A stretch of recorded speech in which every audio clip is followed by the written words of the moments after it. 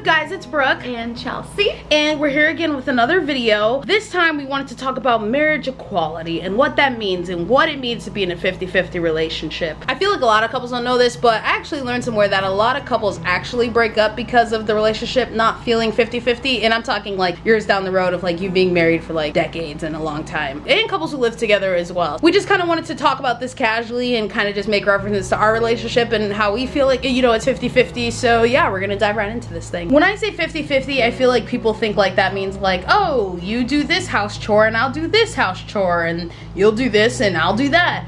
Yeah, that's a big part of it, but like the obvious is like, yeah, like I do the dishes, Chelsea does the laundry, you know, we like divvy up the house chores best we can. But I'm talking about like emotional 50-50 too. Like Chelsea and I actually just talked about this last week, but like she does a lot more listening than I do listening to her, and that's something that is not 50-50 in our relationship that I want to strive to work on. and like Brooke said, you know, when people think 50-50, it's like, you know, splitting it down the middle, like you do this, you do that. Try to think of it as more of 100-100. Put yourself completely out there, do everything that you can to make sure that this relationship is thriving. And if they're not reciprocating, then it's not equal. But if you both decide to put 100% effort into it, then it's gonna be equal. I agree with that. I think that's a good point of like, don't think of it as 50-50, like go the full 100, because if you think of it like, oh, I'm gonna get 50 and they'll get 50, that 50-50 is subjective in my opinion. It's like some person can look at a situation and go, oh, I'm doing all that I can, but I don't think they're doing enough, so I'm gonna scale it back a bit.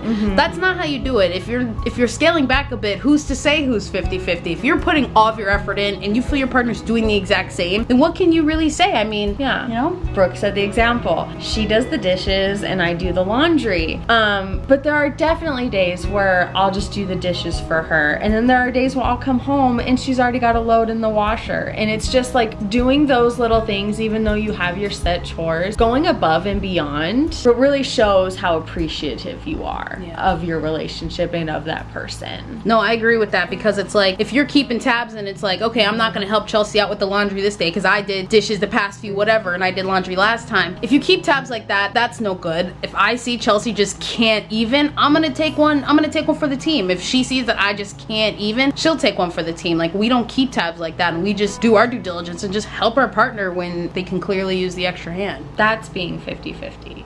Being able to pick up the slack and not keep tabs on it. And I say 50-50 is subjective because it's like, just like the previous example I gave you guys, like I don't listen the best. Chelsea listens to me way more than I listen to her. And I need to work on that. Like, that's something I need to keep bringing to the table. But Chelsea also knows that I'm tired from work and all I do is listen to clients all day long. So I just sometimes just don't have the mental capacity to do it. The ability to look beyond what the chores at the time and see where your partner's at and just adjust to that is giving 100%. Chelsea's giving even more than 100%, seeing that I just can't even, and sacrificing her talking to me because of that. Like, don't get me wrong, I hate that, but I'm also appreciative of it that she does that. And you know,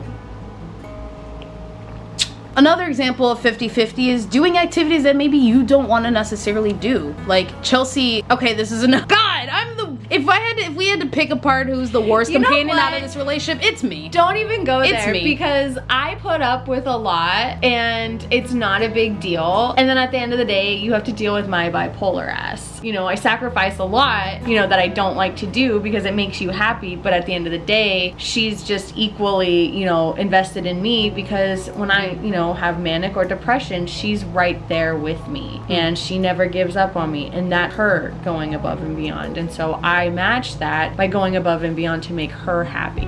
And that is a perfect reason why it's so important to go 100% over 50-50. Because like Chelsea said, maybe I don't listen as much as I could, or we do a lot more things I like as opposed to Chelsea. But you know, Chelsea's point, like, you know, yeah, she does have her mood swings that I accept. So it's like give and take. Those two things are not comparable. So it's like, if you're comparing your 50-50 weight, that's you can't put it on a metric like that. You just have to give all that you can and hope your partner's gonna give the same. And like Brooke said, stop the comparisons, stop keeping tab, and just be happy with each other and do what you can to further the relationship and do what you can to make them happy. And like I said earlier, if it's like, you know, a healthy relationship and it's equal, you'll get that back. it's really just about picking and choosing your battles as well. It's like, talk to your partner. Like, for example, Chelsea and I, and me not listening enough, that's something I actually brought up. Chelsea never brought it up. I know it to be true. She knows it's true, and I wanted to address it. And so I brought it up so that we would both be on the same page, so that we mutually know it's something we're both working towards. You know, I'm working towards. So, yeah, if you see those things that you guys can both put more effort towards, just bring it up. This is in like every, you know, keep your marriage healthy article. Never get too comfortable. You know, obviously there's a level of comfort, like being able to fart around each other, being able to poop, you know, whatever. There's a difference between that kind of being comfortable and being so comfortable that you don't even, you kind of ignore your relationship and just see this like companionship. Right. Don't just be like, I'm in a good relationship and I'm happy, but you know, always be constantly thinking about things to make them happy. Yeah. And if they're doing that for you, that relationship is gonna thrive. Yeah, so we just wanted to casually talk about marriage equality and what we think that means and how it's sort of worked in our relationship. I think Chelsea and I have a very equal relationship. Again, there obviously are areas that we can thrive, but we've communicated that, and I think we're working towards those. But all in all, it's we both give a lot of ourselves to this relationship. We're constantly working with ourselves and each other. Yeah, hope you guys enjoyed this video. Please be sure to give this video a big fat thumbs up. Please be sure to click the subscribe button. Please be sure to turn on notifications, the little bell next to the subscribe button. Please be sure to comment video ideas you want to see in the future. And as always, be sure to follow Chelsea and I on social media. I'm OMG Brookeberry. I'm OMG Chelsea Berry. And we'll see you guys next week. Bye! Bye!